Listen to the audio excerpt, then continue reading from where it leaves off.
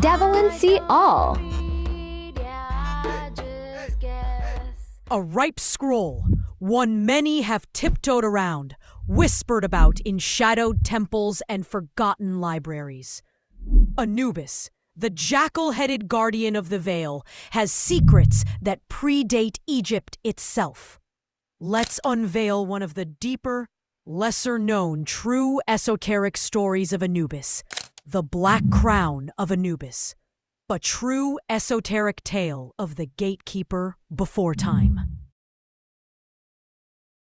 Before pyramids pierced the horizon, before Osiris took his throne, before language bound thought into sound, there was a being, cloaked in obsidian radiance, walking the rim of creation.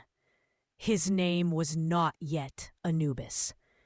He was simply known as Imi-Ut, he who is within the sacred place. But this is not the tale told in temples. This is not the embalmer's myth. This is the tale of the Black Crown and the night he refused to obey the gods. Anubis, you see, was not always a guide of the dead. In the age before sorrow, long before the Anunnaki divided realms, he was entrusted with a throne that sat outside of death and life.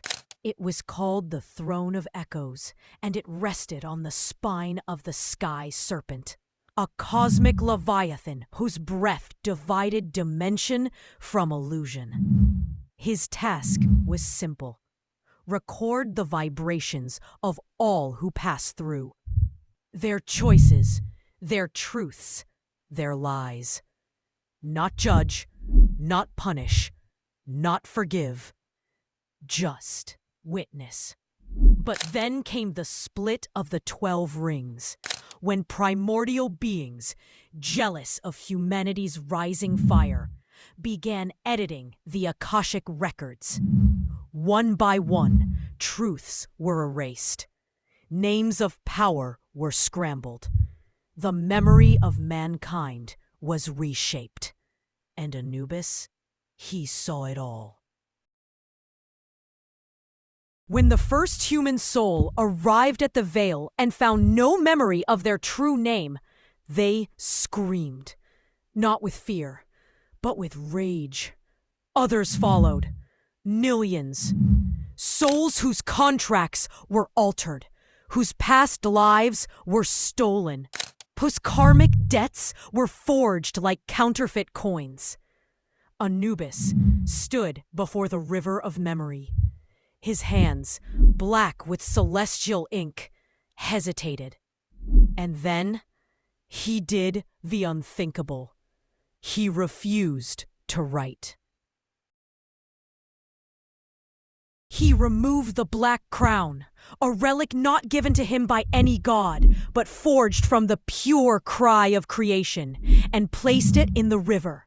The river boiled, the sky cracked, and from the Black Crown, a sound emerged. It was a note that couldn't be erased, a tone that could unlock ancestral truth. And that tone still haunts the blood of the chosen. You hear it in dreams you weren't taught, in the name that echoes just before you wake, in the way you remember things you were never told. The high gods were enraged. Osiris, newly enthroned, demanded obedience. But Anubis bowed only once, and only after he made a bargain. I will serve as the weigher of hearts. But know this, I do not weigh guilt. I weigh remembrance. Thus, the scales became a tool not of punishment, but of memory restoration. The feather of Maat, a tuning fork. The heart, a storage vault of forgotten names. The Black Crown still exists. It floats between planes, hidden in echoes, wrapped in jackal dreams. Sometimes it appears as an eclipse. Sometimes as a dog staring at nothing. Sometimes as a child who knows the truth before they can speak. Anubis did not fall. He did not betray. He simply remembered his original vow. To guard the path of return. Not just from life to death, but from amnesia to truth. A final whisper. There are those who carry fragments of the crown. They speak in codes. They resurrect forgotten languages. They remember Atlantis, Lemuria, and the stars before Orion. And when the day comes that humanity sings the crown's note again, Anubis will open the real gate, not to the afterlife, but to the before life. Until next time, your Sea Star Curacy, channeled by 3611027, the Beautiful Whisperer. Our Sea Star Devil NCO. Apply the news you can use. Get dangerous. Have I given you a clue?